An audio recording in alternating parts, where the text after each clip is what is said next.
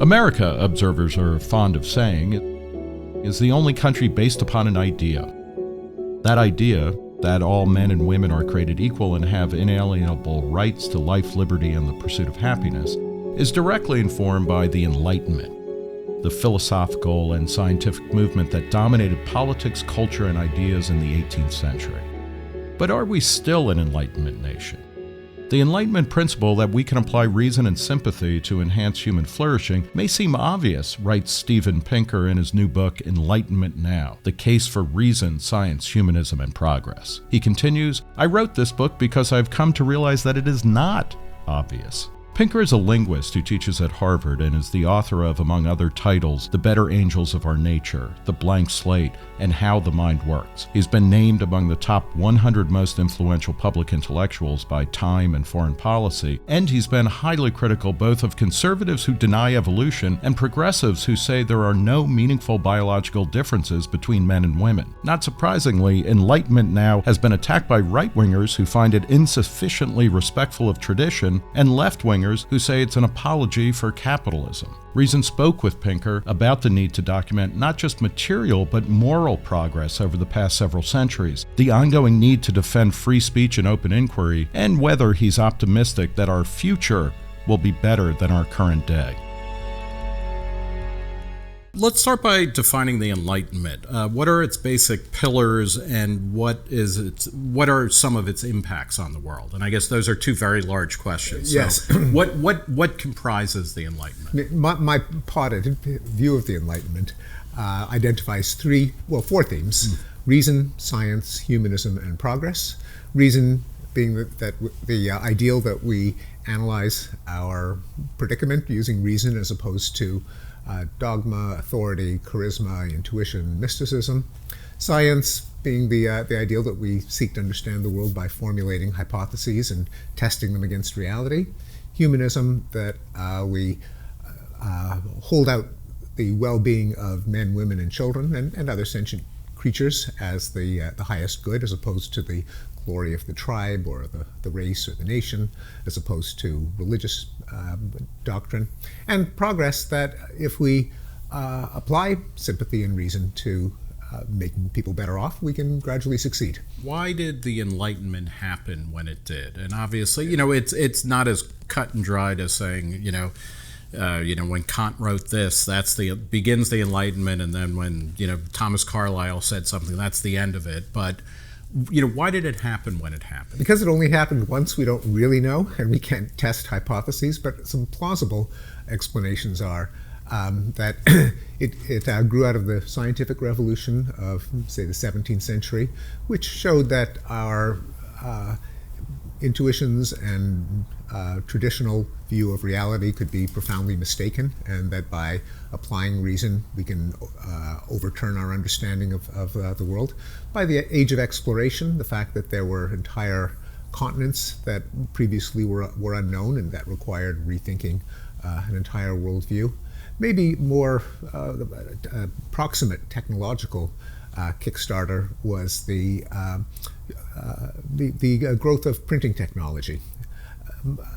Printing technology was the only technology that showed a huge increase in productivity prior to the Industrial Revolution. Everything else had to wait for the 19th century. Yeah, and you talk about how, basically between the year 1000 and about 1800, in many places, people had very little increase, if any, in material well-being. Yeah, economic growth was sporadic at best.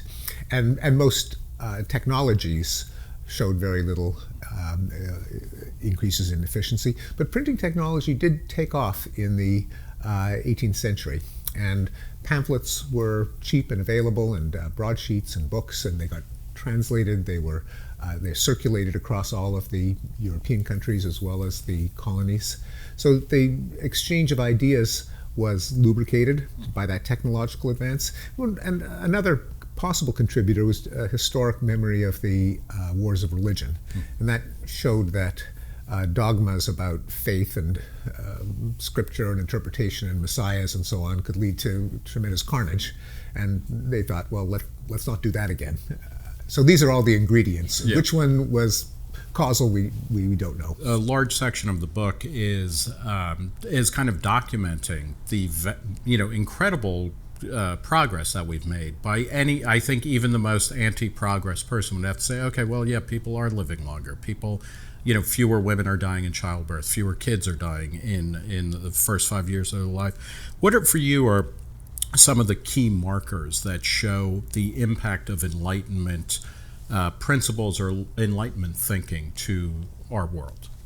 Certainly the conquest of hunger, the fact that now we've got this problem called obesity, the obesity epidemic. Historically, as problems go, that's a pretty good one to have compared to the alternative of mass starvation. And you mentioned in the book, if I'm not misremembering, in some of the poorest parts of the world now, people are getting something like 2,400 calories a day, which in the U.S., that's 400 calories above what the USDA recommends that a middle-aged man eats on a daily basis. Right. Yes. So that's a good thing. Yeah, there still is hunger. There are famines in war-torn remote regions, but by and large, the famine as one of the horsemen of the apocalypse has been tamed. Just sheer longevity, the fact that in the world as a whole, life expectancy now is 71. For most of human history, it was 30. Literacy, the fact that 90% of people under the age of 25 can read and write. In Europe, a couple of hundred years ago, it was 15%. And less obviously, war has been in decline over the past 70 years or so. The chance of getting killed in war has plummeted. Crime has declined, even in a pretty crime-prone country like the United States. Well, it's worth looking at the long scale, right? Because crime actually started, a kind of violent crime on a day-to-day basis started declining in the late Middle Ages, right? Yeah, so that we can't credit the Enlightenment for that because it was kind of the transition to modernity. Right. But it was, but it got another boost. Down. Yeah, it kept coming down, and it got another boost in the 19th century with the formation of professional police forces and with a more systematic application of criminal justice.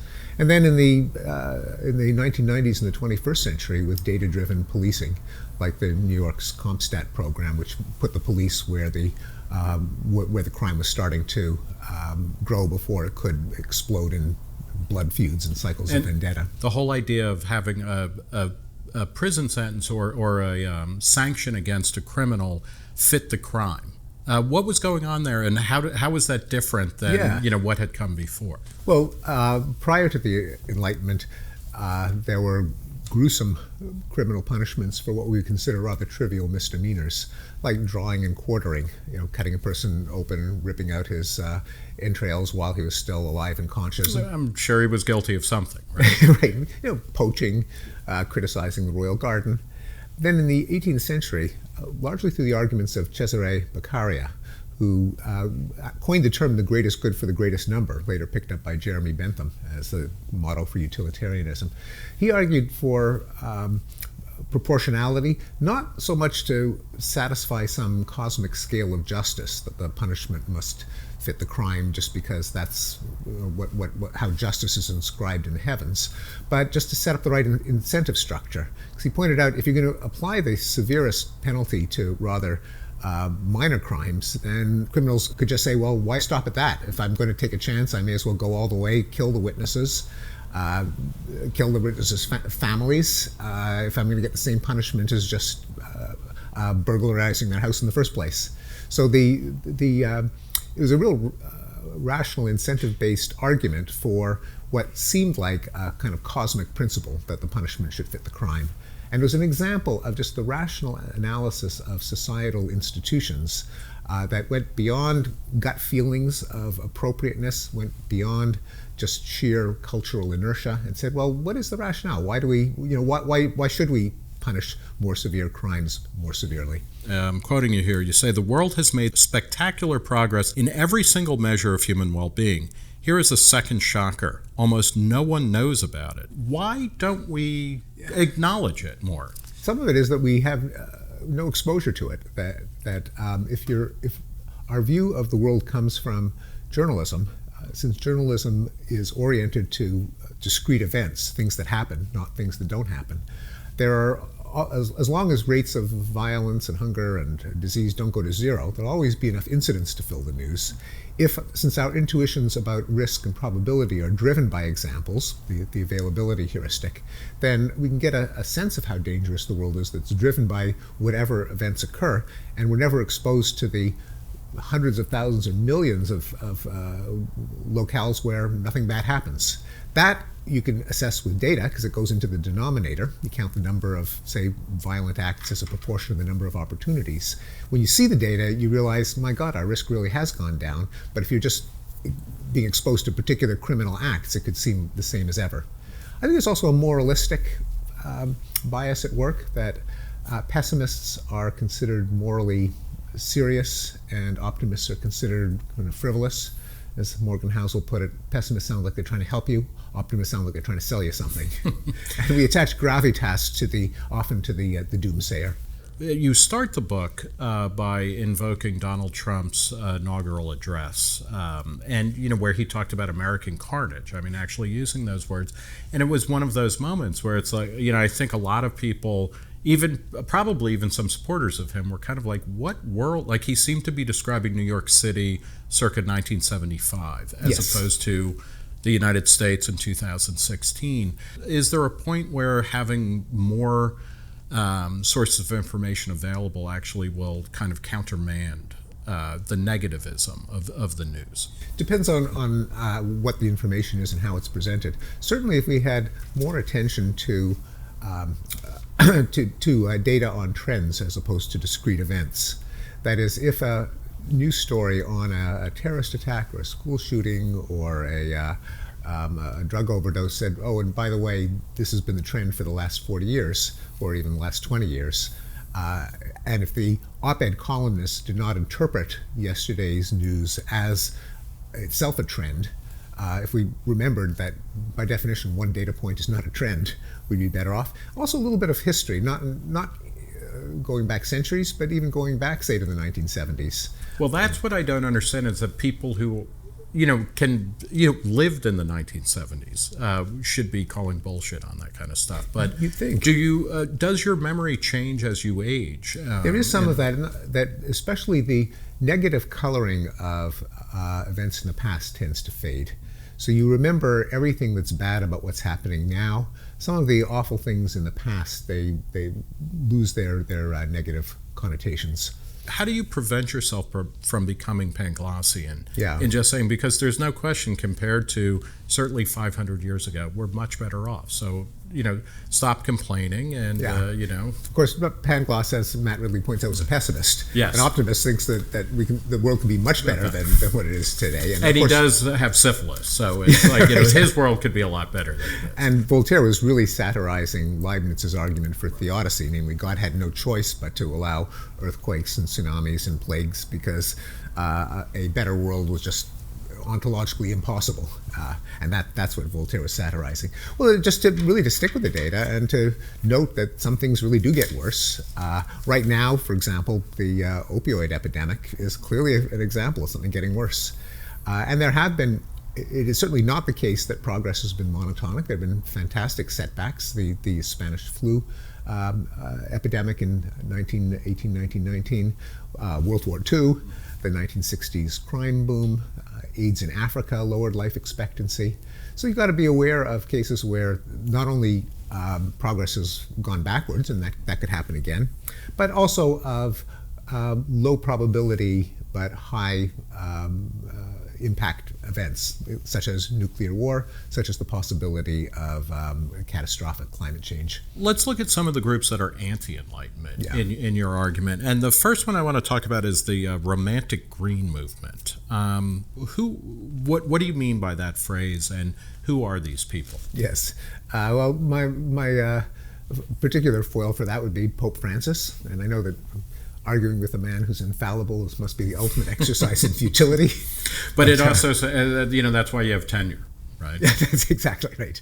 And this is the idea that humanity made a terrible mistake when it began the Industrial Revolution.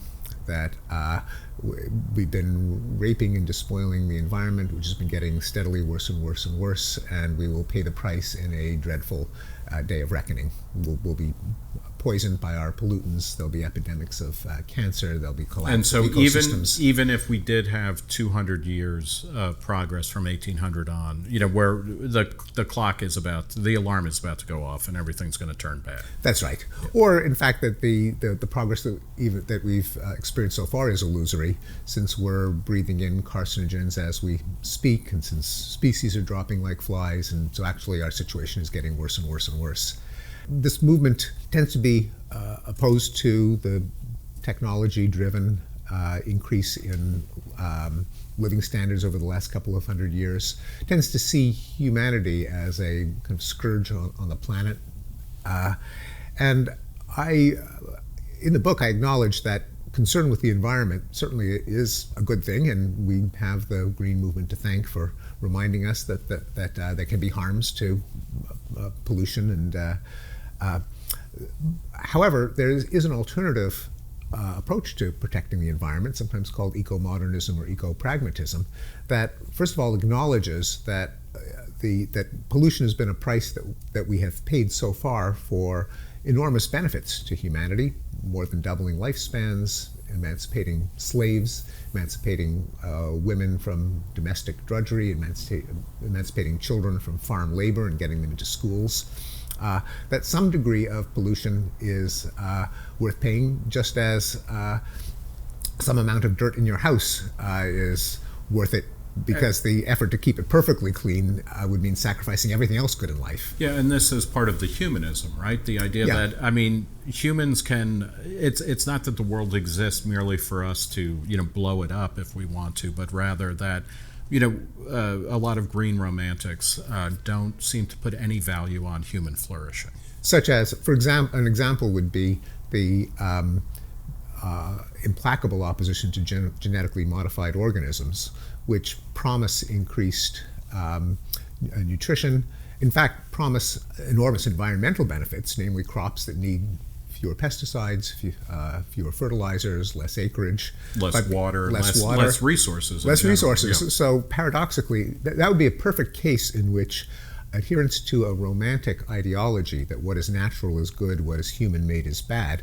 actually can harm the environment. Another aspect of eco-modernism is the recognition that affluence in general is good for the environment, that when people are so poor that electricity itself offers a big leap in their living standards, they'll live with an awful lot of pollution in return for electric current coming out of the wall. Once you get a little bit richer, and you're starting to choke on smog, and you can't see the horizon, you're living in purple haze, then when you get a little bit richer, you're willing to pay for the pollution control devices that give you the electricity without all the pollution. This seems to be part of what's happening in China, where 50 years ago, they were worried more about, after Mao's Great Leap and the Cultural Revolution, they just want enough to eat, and they're willing to industrialize without thinking about air pollution, say. And now you're starting to see within China more, as they get richer, as Chinese people get richer, they want cleaner air. Absolutely. It's a perfect example of that. And the fact that the world's most polluted areas are poor countries.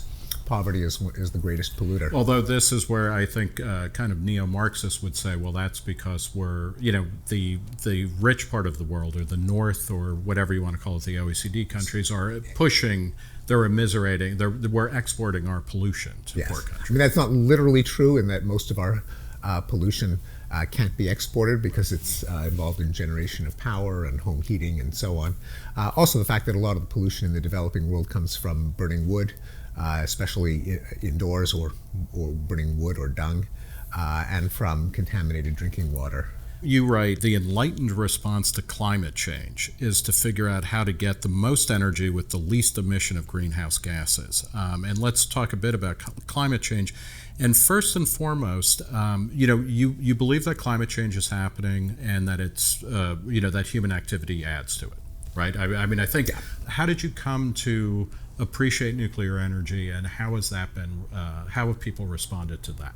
I came to appreciate, well, partly from thinking it through, that we really do need scalable, abundant affordable energy, particularly in the developing world, where there's a moral imperative to allow India and China and Africa to enjoy the benefits that we've enjoyed from abundant energy.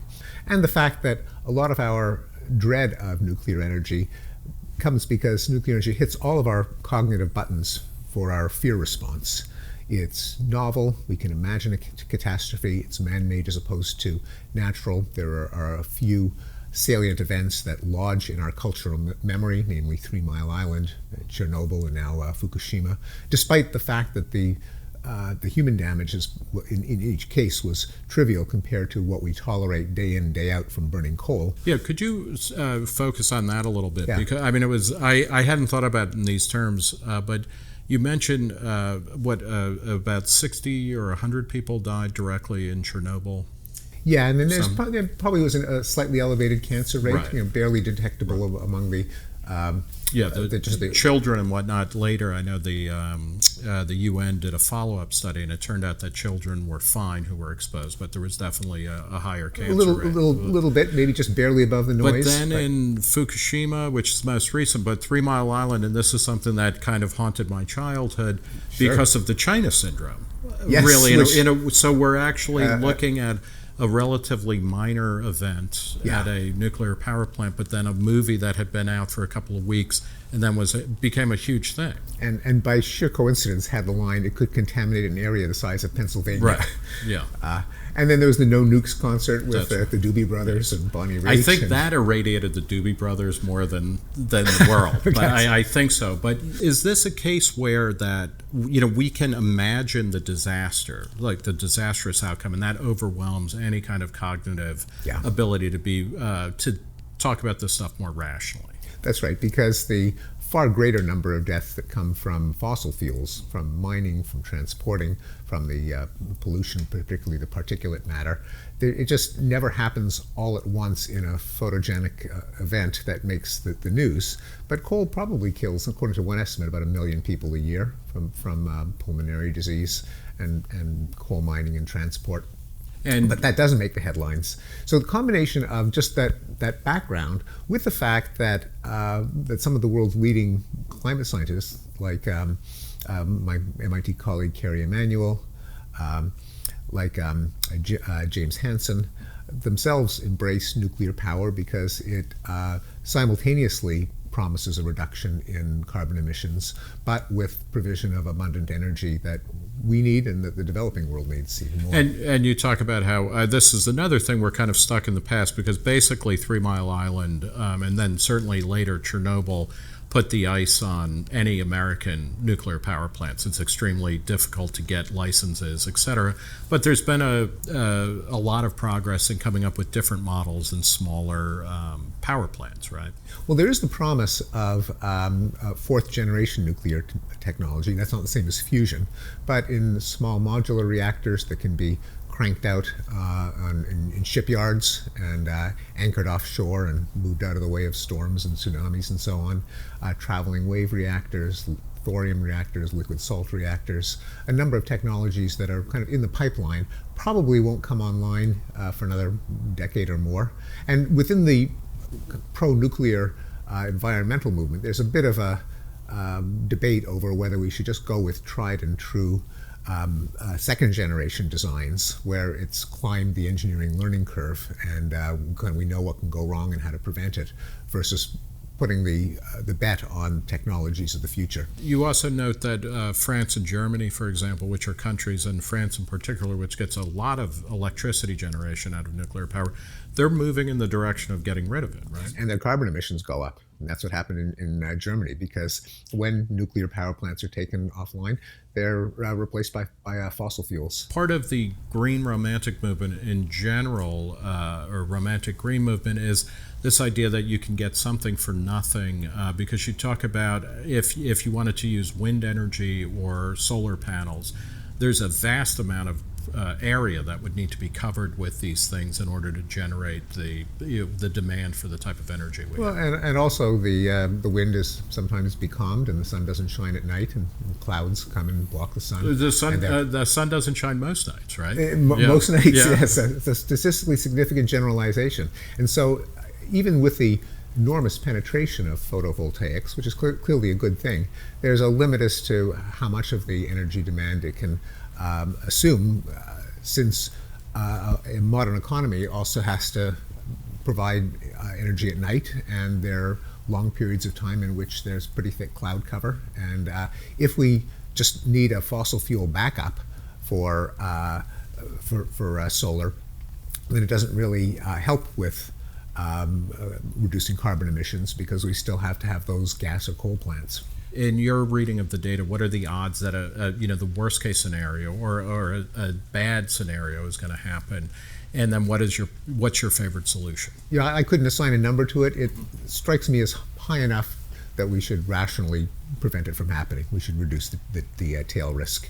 Whether there would be a kind of soft landing of the so-called lukewarmer position that acknowledges human-made climate change, but says, well, it may not be so bad after all. Or that we can build our way out of it, kind of by being more resilient. Adaptation. Yeah, I mean, Holland has done a good job of that. We're going to have to do that no matter what, right, because some degree of sea level rise is baked in. So that's going to happen no matter what. And so obviously we shouldn't impoverish society so we can't afford to do that. But there's a range of pretty gruesome scenarios as to how high sea levels could rise, of possible flips like the Gulf Stream being diverted that would turn Europe into Siberia. Not definitely going to happen. High enough of a probability that it seems to me we should worry about. And then your preferred fix to this is a carbon tax. How would that work, and what is its function? The idea would be to internalize the externality of emitting carbon that could result in climate change that harms everyone, but without the command and control mechanism where someone decides what source of energy we should use, what conservation methods we should adopt. The advantage of carbon pricing is that the decisions are distributed across hundreds of millions, literally billions of agents who can weigh off the various trade-offs of the benefit that you get from fossil fuels as opposed to the cost that the carbon tax would impose. And in some plans, it ramps up over time, so there's an adjustment period and all of that. Exactly, so that in fact that it can be, that also incentivizes the development of lower zero carbon energy sources, where if you know that you're going to be paying for a lot for carbon 10 years down the line, then you'll invest in technologies now that would maybe allow you to avoid the carbon tax altogether. And then people could make trade-offs for themselves as to whether they want to eat less meat or drive less, depending on their own priorities. And it could be revenue neutral, depending on how it's implemented. It could, as Al Gore, who I don't quote all that often, but said, tax what you burn, not what you earn, right, in arguing for a trade-off. I mean, there are different ways of implementing it. Right. I know people in the libertarian movement are worried about a carbon tax because it can become a brave new source of revenue for governments to do for whatever they want and things like that. And if that itself is the concern, then it could be offset by tax reductions elsewhere. Right. Yeah. And well, that's where pricing it so that you don't create a weird market or a false market that causes misinvestment or malinvestment. Right, and that risk can never be zero because no one's omniscient. Yeah. So, but I think having one is better than not having one. What about anti-science or anti-enlightenment people on the right? Because there are some kind of people on the right who hate modernity because of environmental concerns, but it seems that the anti-enlightenment attitudes on the right come from different sources. Who are the major players there, and what's motivating them in your sense? Some of them are religious, that we can't play God by extending human lifespans, or conversely, that we don't even have to worry about climate change because God wouldn't let any bad thing happen. Or it's part of his plan. That's a pretty safe position. Right? I mean that's what happened with Noah, I guess. Right. Yeah. Part of it comes from something that's called theoconservatism, the idea that the Enlightenment roots of the American social order were kind of a big mistake. that it just has led to relativism and to homosexuality and pornography, women and wearing pants, and worse, yes, just decadence and degeneration, and that because the right to life, liberty, and the pursuit of happiness is just too tepid for a morally robust society. So we need some sort of rock solid principles, which conveniently are provided by religion, particularly Catholicism, because Protestantism itself has become too liberal, according to this mindset. And this was a movement that distrusts science for the Promethean usurping of power from the gods, especially when it merges with classical liberalism and other Enlightenment values. Well, it seems to me that in a way, there are two major legacies of the Enlightenment. One is scientific progress, so the idea that we can and should investigate all aspects of the natural world and of the social world and get to understand that better, and that in a weird way leads to things like Darwinism, or other forms of scientific determinism, where we know why things happen, and they're going to happen in pretty predictable ways that limit our autonomy and a sense of individualism. On the other hand, there is the political legacy of the Enlightenment, which is the idea that each of us should be able to run our lives more than we might have in the past, because we're all rational agents and thinking agents, and should be given that life, liberty, and the pursuit of happiness. And is there a tension between those two legacies? Because in order to, life, liberty, and the pursuit of happiness means we have an open society, and open society means we sometimes come across scientific discoveries that tell us, well, we're not that special, or, you're never going to be a baseball player. Yeah, I'm never going to be a Harvard professor. And that seems, how do we maintain equality in the political sphere while everything in our knowledge starts to tell us we're more and more unequal? We have to embrace the ideal of political equality and equality of opportunity and equality of treatment under the law, as opposed to equality of outcome. So that's just I think inescapable consequence of the fact that we're not clones. We're genetically different. Men and women aren't indistinguishable. Not all individuals within each sex are indistinguishable. But it really has nothing to do with equal treatment before the law if you adopt a principle that we're not going to prejudge an individual by the characteristics of his or her group. And I mean, that's a moral, political decision. I think it's justifiable, and it's one that we can stick to. Do you worry at all, though, that when people start talking about intelligence, and it doesn't even have to go to kind of racial or ethnic group disparities among averages in groups, which may or may not exist, or it may not mean as much as people want, but among individuals, like if we start to find out more and more of, like, well, this person really isn't capable of doing this level of thought work, how do we maintain a commitment to political equality? I don't think there's any tension between that and political equality. Give that person a chance, try to maximize what he or she can accomplish within the envelope of possibilities made available by nature. We know that there's considerable scope for human improvement, just because education matters, and institutions that result in economic growth have worked. Democracy has increased, violence has decreased. So when you put together billions of people, particularly since we are, even though we're products of evolution, one of the things evolution gave us is this brain that is massively complex, not completely predictable. There's a lot of randomness that goes on in both the formation of the brain and its day-to-day operation. The brain processes information, and information can be exchanged without loss. If I teach you something, it's not that it's subtracted from my store of knowledge, but it can therefore proliferate and multiply. It can accumulate. And the fact that we're cognitive creatures that live by ideas that we can share, we can innovate, that accumulate, means there's huge scope for social progress, even though we're fitted with probably the same brain as our ancestors thousands of years ago. So we're still waiting for that firmware update. Yeah, that's right. But it's always, it's like an Apple iPhone. It's always coming out next year, right? Let's talk about the kind of postmodern critique or post-structural postmodern critique of Enlightenment. And you talk about people like Nietzsche, Michel Foucault, Jean-Paul Sartre, Max Horkheimer, and Theodor Adorno. What was the nature of their critique, and is it substantially different from some of the things that we've already talked about? It didn't take long after the Enlightenment for there to be a counter-Enlightenment movement. The 19th century Romantics, the cultural pessimists like Schopenhauer and Nietzsche, which led to the Frankfurt School of Horkheimer and Adorno, and to existentialists, and then to the postmodernists, which rejected pretty much every one of the Enlightenment ideals.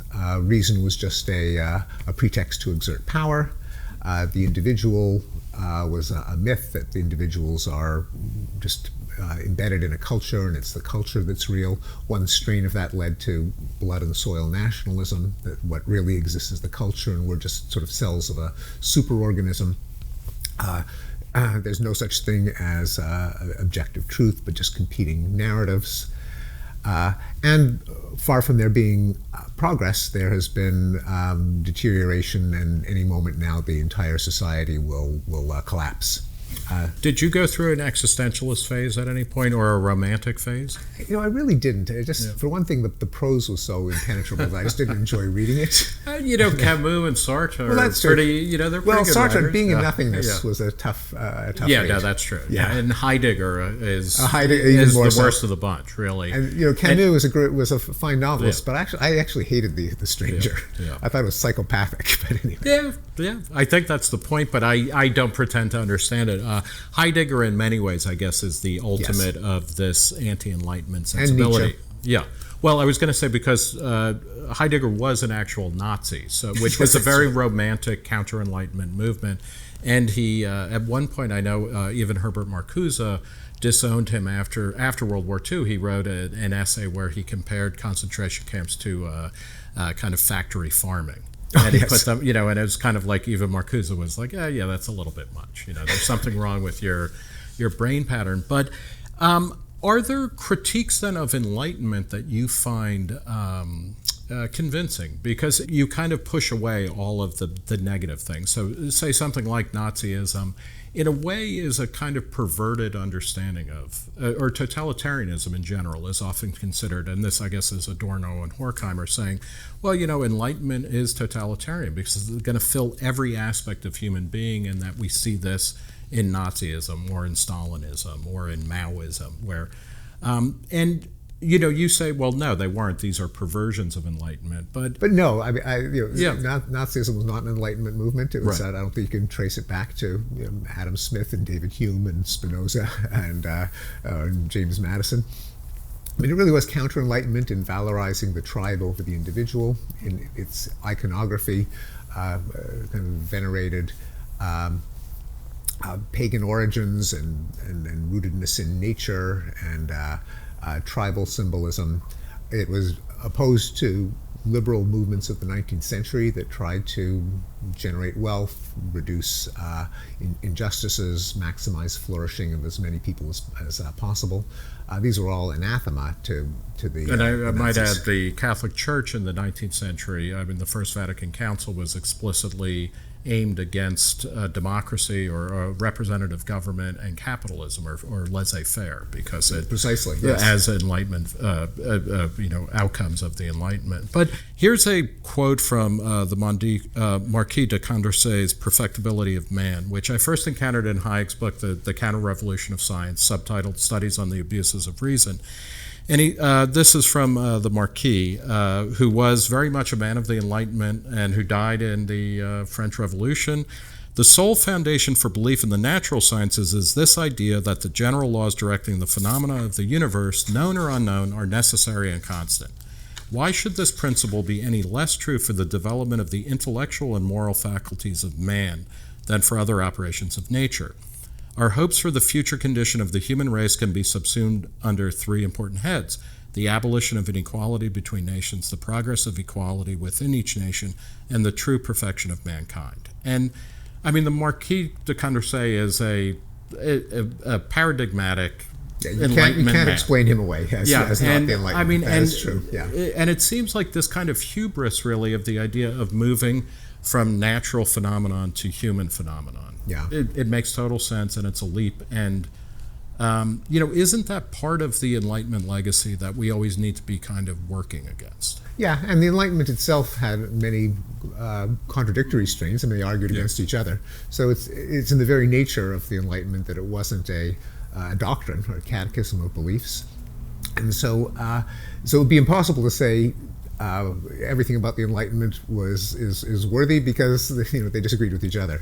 And there also was an critique of the Enlightenment from Edmund Burke that we're just not smart enough to design a society from rational principles, that we should respect tradition and social structures even if we can't explain their rationale, because they keep us from teetering over the brink. Right. And obviously his great example of that was the French Revolution, which restarted the calendar and everything and leveled all sorts of past institutions. So here's the way I would put it, though.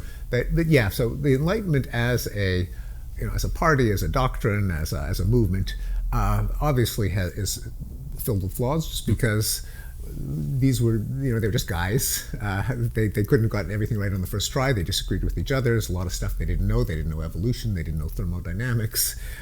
So it's really the ideals that I associate with the Enlightenment, namely reason, science, and humanism, that we ought to venerate. And the thing about reason is it can always step back and take into account flaws in reason as it's been practiced up to that point. In fact, that's the only way that we could, in theory, uncover problems with the way people reason, is we're using reason as the benchmark against which we say that people have fallen short, and it can give us the next steps to making us all the more rational. I mean, there's just no way out of reason if you're talking in the first place. You talk in the book about how politics makes us dumb, and you talk about this both in terms, or politicization makes us dumb, both in politics but then also in academia. Let's talk about those. First off, what's the general argument that politicization of things makes us dumb? What's going on there? People identify with really what you might call tribes, and leftism and rightism have become tribes, and will evaluate any idea, empirical or policy proposal, in terms of how well it conforms with a particular set of ideas that happen to be associated with that tribe, will resist evidence to the contrary, will demonize those they disagree with. And there are, in fact, studies that show that people even evaluating data from a hypothetical experiment, if it's politically neutral, like the efficacy of a skin cream, they'll do a decent job at interpreting the numbers. But as soon as it's a political hot button, like concealed weapon laws, then they'll systematically misread the data in the direction that favors the position associated with their coalition. Right. Daniel Kahan deserves credit. Yeah, there's a cottage industry of where you go out with a bunch of Trump positions and read them to liberals, and they'll say oh, I think that's a pretty good idea, until they hear it's from Trump, or vice versa. Or Trump's people will hate them, but it's this is your guy. Precisely. Well, what are the ways around that? Ideally, it would be reminding people that this phenomenon exists, that political tribalism makes them make math errors, that it is a human failing, that we should evaluate policies based in terms of evidence as to what their effects are and how well they conform with what we want. How to do it in practice. When you take the argument from authority away or tradition, it's you feel so at sea. That really hurts if you agree with it, right? That is the idealization. But of course, if we were rational enough to accept that, we probably wouldn't have fallen into the tribalism in the first place. Well, part of it go ahead. Would perhaps with more of an appeal to our emotional selves would be to find spokespeople who are branded with the opposite coalition to speak in favor of a particular position. So in the case of climate change, it'd be far more effective if there were people on the libertarian right who were chosen as spokesmen, as opposed to, say, Al Gore, who was the Democratic candidate for president and vice president, and to frame issues in a way that doesn't immediately trigger your tribal affiliations. And we do know that issues can flip. An example that I mentioned is that environmentalism used to be thought of as a right-wing position, because these were gentlemen in their country estates who valued the view, and duck hunters who wanted the habitat preserved for their ducks, whereas serious progressives cared about real issues. Yeah, like no, they want to put a dam everywhere so that they could provide energy for hillbillies and stuff, right? Yeah, and poor people. So exactly. Well, you in the book, and I took this seriously. You chastise the libertarian right for embracing a rigid dogma over serious introspection on things. And you talk about how kind of like a worry about too much regulation immediately becomes, it's not even a slippery slope. Libertarians will go from, okay, this regulation gets introduced, and then we're at the final terminus of the road to serfdom. Next thing you know, we're Venezuela. Yeah. And so what are ways, and one example that you use, or one illustration, is the idea of a few years ago raising the top marginal tax rate, and I guess this was under Clinton, from 36% to 39.6%, which was widely seen on the free market right, certainly, as like, okay, this is going to kill the economy. Yeah, or it's the first step toward jackbooted stormtroopers, right, taking away our liberty, right? Is the slippery slope argument, is that something that came into practice in the Enlightenment? I'm wondering. If, I don't remember a lot of slopes in the Bible. But it's right, like, so, but then in terms of academia and the way politicization or politics makes people dumb in academia, you quote at one point John Maynard Keynes's phrase that all madmen in authority are usually in the grip of the ideas of some dead economist or political philosopher. How does this politicization affect, particularly you? I mean, you're an academic, you're an intellectual in the academy. What are the worst elements or outgrowths of this kind of politicization as it affects you on a daily basis? Well, there's some hypotheses that are hard to advance without being branded as a thisist or a thatist. The fact that men and women aren't indistinguishable, the fact that intelligence is in good part heritable, the fact that parenting doesn't have a lasting effect on the personalities of children, the fact that rates of crime differ across ethnic groups, the fact that policing has a large effect on the crime rate and incarceration as well, I could go on. Or one that we just mentioned, the fact that free market economies are both lead to greater prosperity and greater peace. Is one of the biggest problems that because of the politics of these situations, you're not even supposed to discuss them or investigate them or kind of walk around them like they're a car on a used car lot and kick the tires and everything. Yeah. Is that the real problem with the current academic Well, I think there are two environment? problems. One of them is simply that we can't converge on the most likely hypothesis if there's some hypotheses that are just undiscussable. As John Stuart Mill said, he who knows only his own case knows little of that. And so it's only in the crucible of ideas and debate that you can converge on the truth or the most likely hypothesis.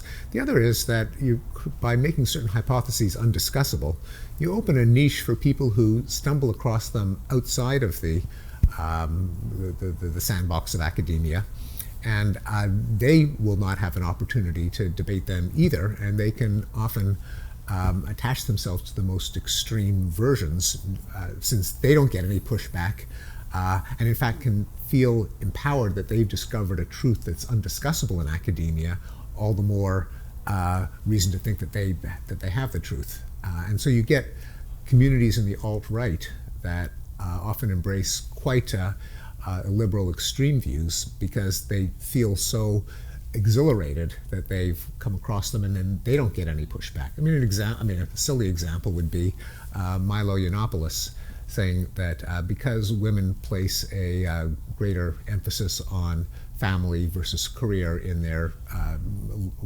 lifestyle trade-offs, we should keep women out of medical school because they're just going to drop out and have babies.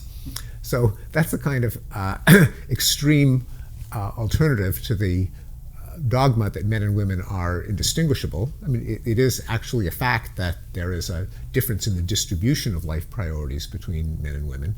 Of course, it doesn't mean that all men place 100% of weight on their career and 0% on family, nor vice versa for women. There's enormous overlap. And of course, there are moral and political arguments why, even if it were the case that more women drop out, we would not want to keep them out of medical school. But that debate doesn't even take place if you can't even acknowledge the fact that men and women have different distributions. And in the university, it's not the Milo Yiannopoulos of the world that are keeping that conversation from happening. That's right, yes. But these views can kind of fester in these alternative online communities. Likewise, another example that I've given is that you can't really understand crime in this country without noting that there are pretty severe differences in rate of incidence across different ethnic groups and races.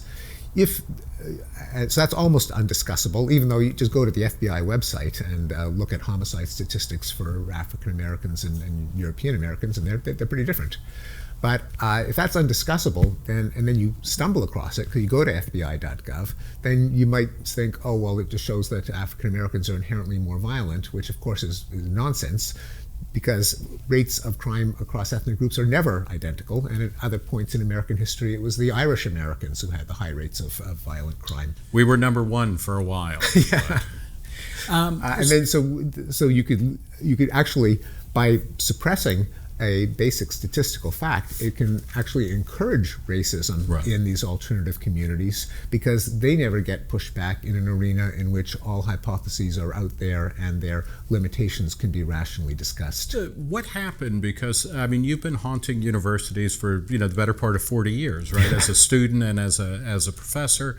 I can remember in grad school in the late 80s and early 90s, I had a lot of professors who had gone to Berkeley in the 60s, and their whole ideal, I mean, I was libertarian back then, and they didn't particularly agree with me about a lot of things, but they were interested in discussing and arguing them.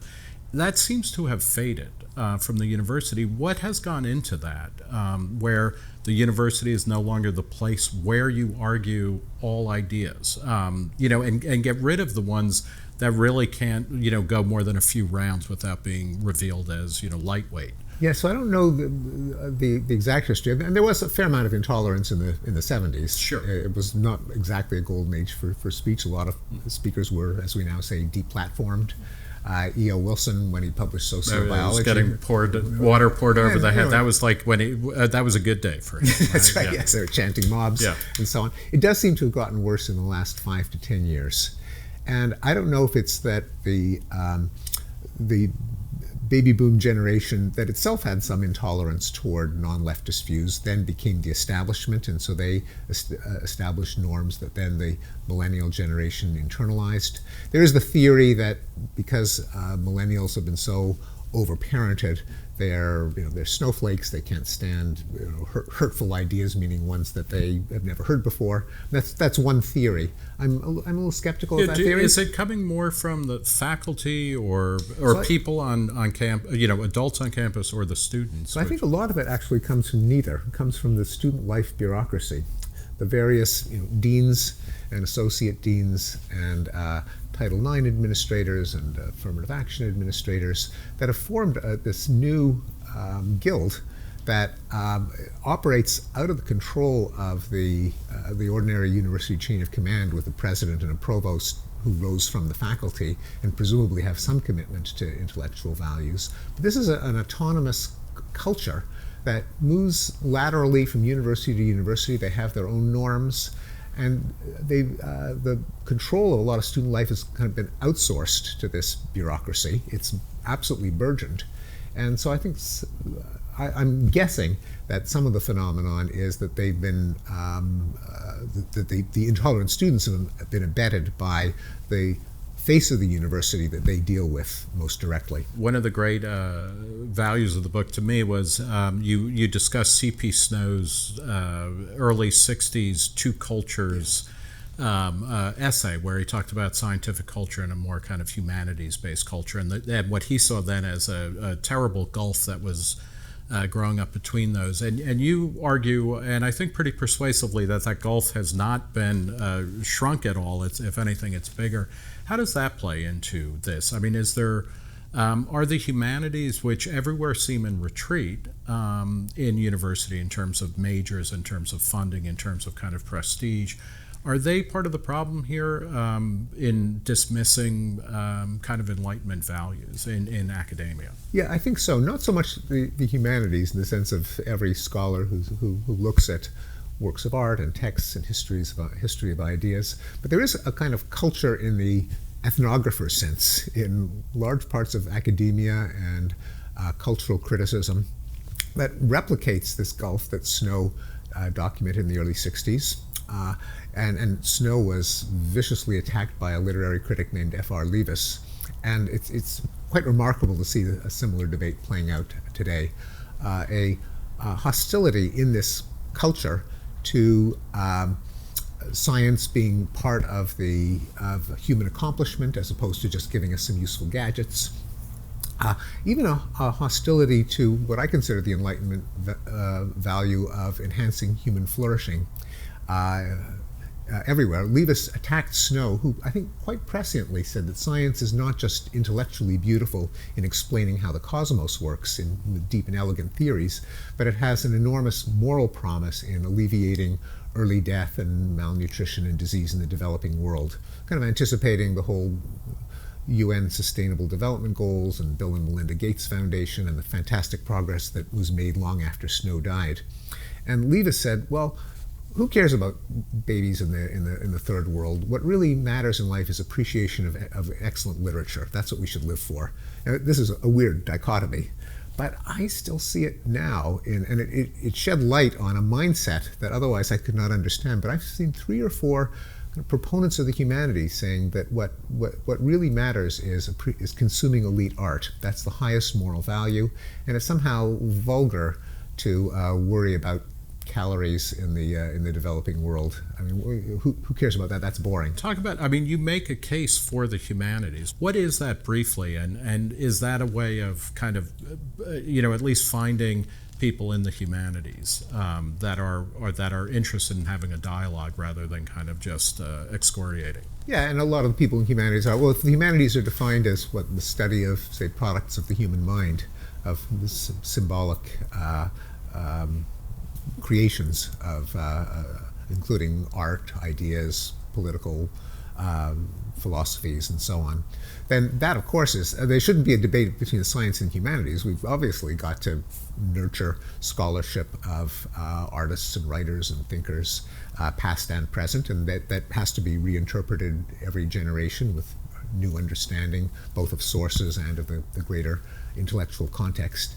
But it's just this particular set of assumptions that happens to have taken over big sectors of the humanities that I think is a source of the problem, including obscurantism in expression, the fact that by far the most turgid, jargon-ridden prose comes out of postmodernist humanities, the deep cultural pessimism and hatred of the institutions of modernity, the equation of liberal democracy with fascism, the deep the feeling that society is in ever worsening spiral of decline, and the lack of appreciation, I think, of the institutions of liberal democracy that have made humanities possible, made them flourish. So that cluster of ideas, which is not the same as the humanities, but just happens to have descended over large sectors of the academic humanities. You're making a defense of the Enlightenment,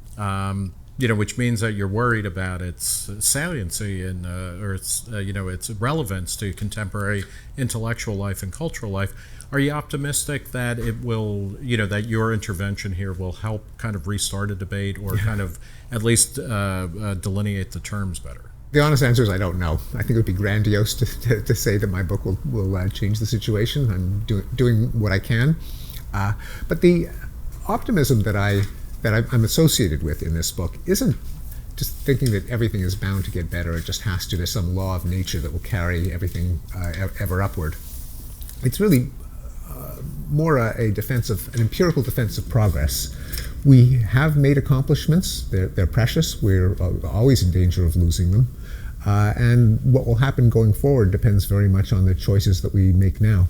We'll leave it there. We've been talking with Steven Pinker. He's the author most recently of Enlightenment Now, The Case for Reason, Science, Humanism, and Progress.